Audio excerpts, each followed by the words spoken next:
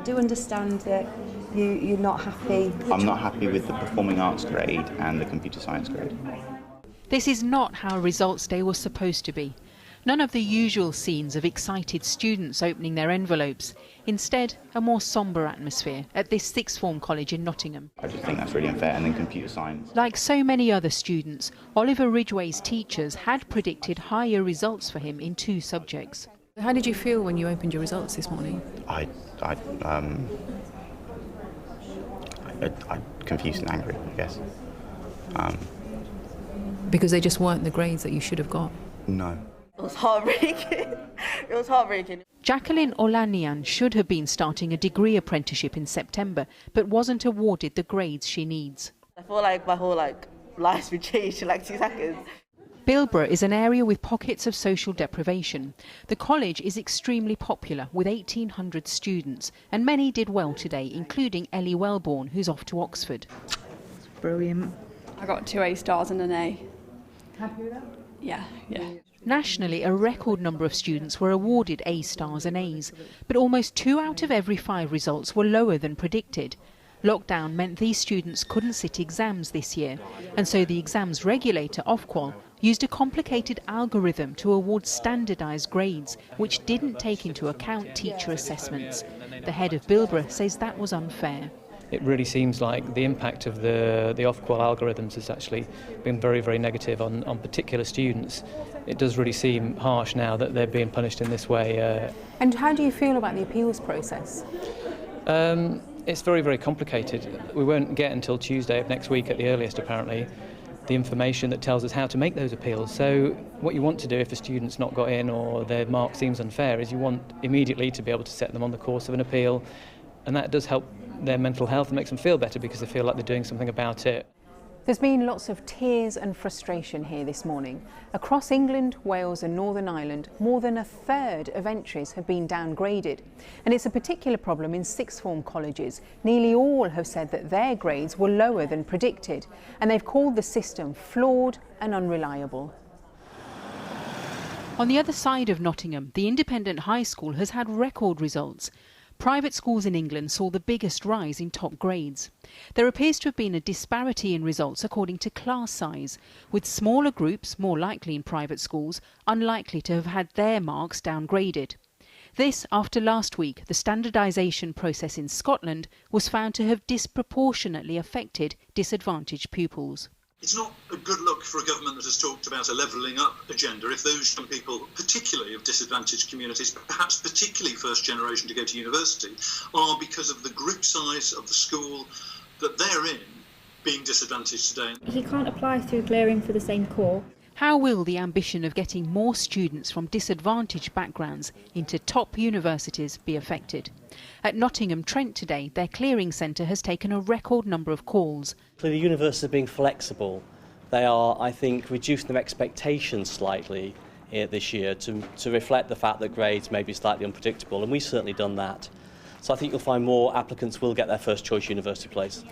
The government insists that today's results were robust and says students can appeal their grades or resit their exams in the autumn. If you're one of the many who are going to appeal your grades this year, the advice from Nottingham Trent's Clearing Centre is don't wait until the results of that appeal before contacting universities, if that's what you want to go on to do next, because there are a record number of places available this year, partly because of a fall in foreign students due to coronavirus. But the question is how many students will get their first choice, and what effect will this have on the attainment gap? The government was warned that this could happen. In Scotland, we saw a U-turn over grades. Gavin Williamson has said that won't happen here in England, but there have been calls for a review today, with Labour saying that something has obviously gone very wrong with this year's results which could see opportunities dashed for thousands of young people. Dash Nassoni in Nottingham. Well, now, earlier, down at Westminster, I spoke to the Schools Minister, Nick Gibb, and I asked him why so many students in England had seen their A-level grades lowered. Well, 35% have been lowered by 1 grade, 60% of the awards are the same as the teacher submitted. And it still leaves the 40% basically that you're not trusting the schools. You're basically saying, look, you're in it for yourselves, you guys, and we're knocking you back. Well, what we're saying is that had we just accepted the teacher-assessed grade, we would have had 12% inflation in the system, and 38% of all grades would have been A star and A, and that would damage the reputation of the A level for all time. And we didn't want this year's cohort of A level students in the future to go to an employer and they say, oh, look, you know, I've got these A levels. They say, oh, well, they're 2020, they were inflated, we can't accept them at face value. We didn't want that system. So we have a system now that we've got roughly the same grades this year as we had in previous years. There's about 2% more A and A stars this year than last year. And it means that we can maintain the value of the A level. It means young people can go on to the next phase of their education, and that's what we want to happen. And of course, on top of that, we have the ability to appeal. The schools can appeal if they think that this approach is not working for them, and it's never going to be perfect, this system. We have the appeal based on the mock results, and ultimately the third part of the triple lock is that young people can take the exam in the autumn if they're really not happy with the other process. Yeah, but you know what that means? That means they miss a whole year.